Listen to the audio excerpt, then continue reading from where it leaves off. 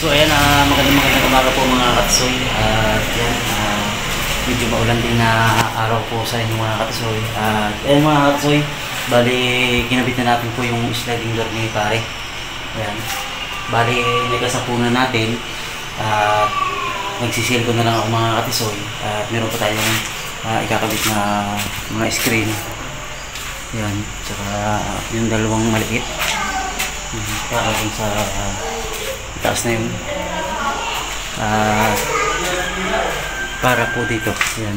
Kasi kahapon pa lang pinilis yung ano po ngayon lang natin ulit na ikakabit mga natin kasi tinapos ko na kahapon yung dalawa pati yung mga screen po. Bali may natira pang screen na agutin. Yan. Ay ayun, tsaka meron pa naman po tayong gagawin mga kaso. Ito pa yung gagawin natin. So, bali apat pa to. Kuning ito mga kasoy. So, bali ito na mga kasoy.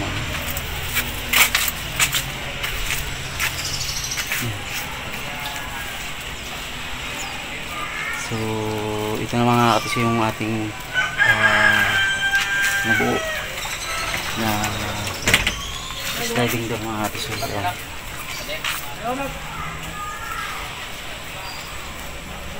Yan, bali dito ito sa harapan mga katisoy. Bali ito yung kwarto nila pare.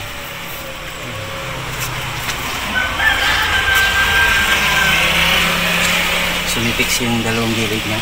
Yan, sigilat itong at reflected yung kanyang pinakang glass. Yan. Pero brown ito mga katisoy.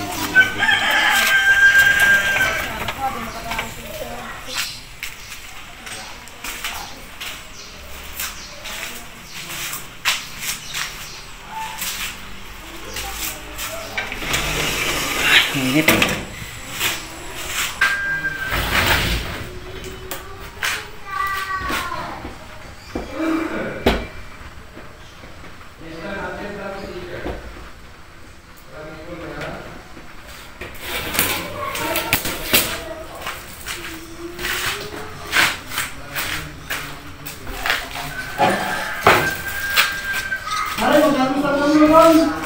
Ha?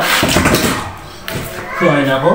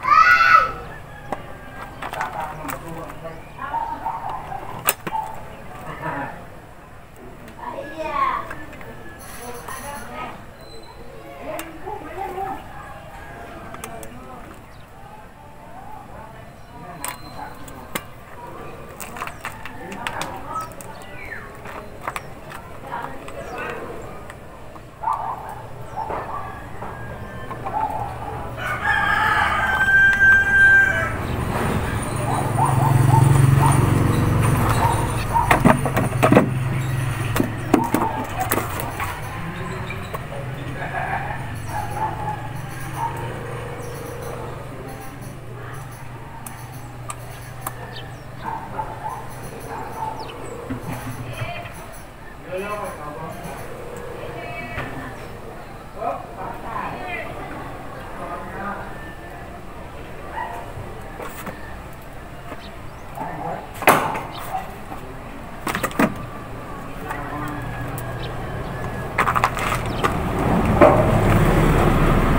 katisoy, at natapos na tayo mag silicone yung mga bintana. Yan. Ngayon lang natin mga katisoy sinelicone yung lahat ng bintana.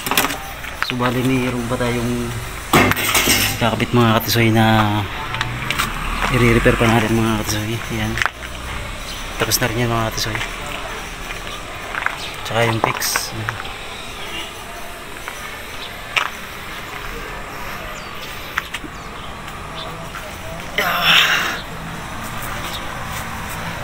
Tapos na rin natin ito mga katisoy.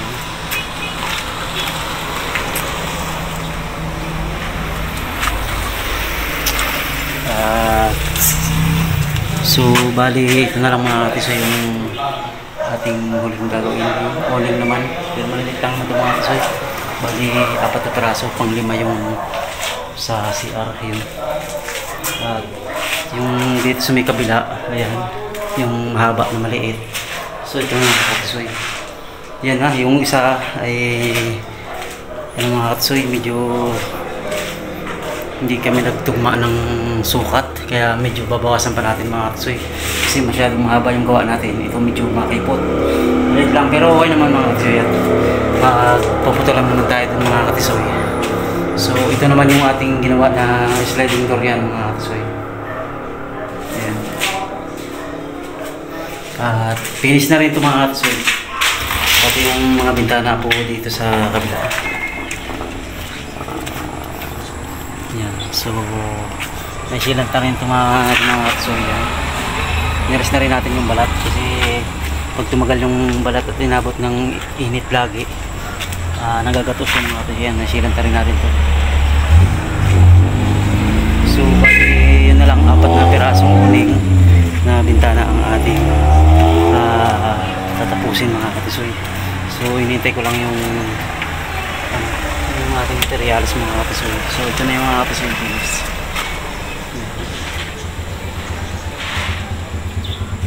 So